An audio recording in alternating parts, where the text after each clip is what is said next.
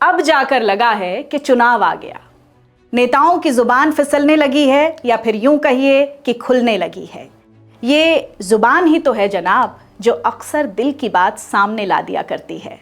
Media तो बस इस जुबान को विवादित बोल भर कह देता है। बहस केवल इस बात पर होती रहती है कि नेताजी ने सही कहा या गलत कहा, और बेचारी भोली जनता जब तक कुछ समझ पाती है तब तक चुनाव निकल जाता है और जुबान अपना काम कर जाती है। जी हाँ, मैं हूं सोनल दहिया, आप देख रहे हैं द चबूतरा।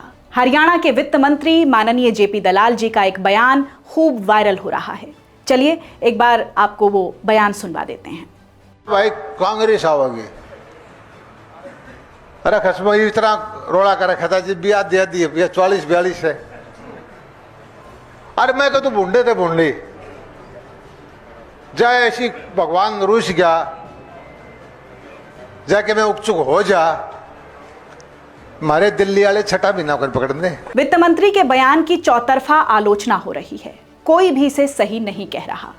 साहब पहले कृषि मंत्री भी रहे हैं। किसान आंदोलन में भी इनके एक विवादित बयान पर बवाल हुआ था।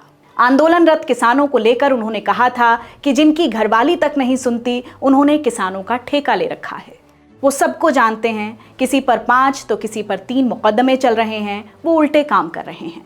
अब ये नया बयान आया है। अब सवाल ये उठता है कि क्या ये केवल जुबान का फिसलना है, या दिल की बात जुबान पर आई है, या दिल की बात ने दिमाग से मिलकर जुबान का सहारा लिया है। तीनों ही संभावनाओं से इनकार नहीं किया जा सकता, बल्कि तीसरी संभावना ज्यादा विचारणीय है। पहले तो कह रहे हैं कि हरियाणा में कांग्रेस बनेगी ही नहीं, अगर बनेगी भी तो हमारे दिल्ली वाले इन्हें 6 महीने चलने नहीं देंगे। जेपी दलाल साहब का सरकार में बड़ा कद है, वो जो भी बोल रहे हैं हमें लगता है बिना सोचे समझे नहीं बोल रहे। ये बयान उनकी योजना का हिस्सा भी हो सकता है। आम आदमी को ये लगे कि केंद्र में भाजपा की सरकार है, यदि हरियाणा में कांग्रेस की सरकार बन भी गई तो चल नहीं पाएगी।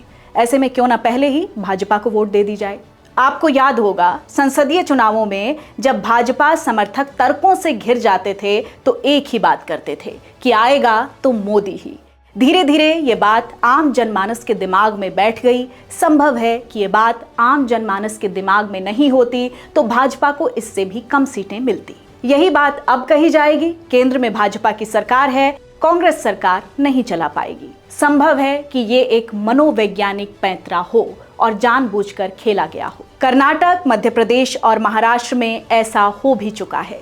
हालांकि राजस्थान और हिमाचल में ये सफल नहीं हो पाया। खैर, इस मुद्दे पर बयान और चर्चाएं होती रहेंगी, अपने अपने तरीके से विवेचना भी होगी। हमें जैसा लगा वैसा हमने कहने की कोशिश की है।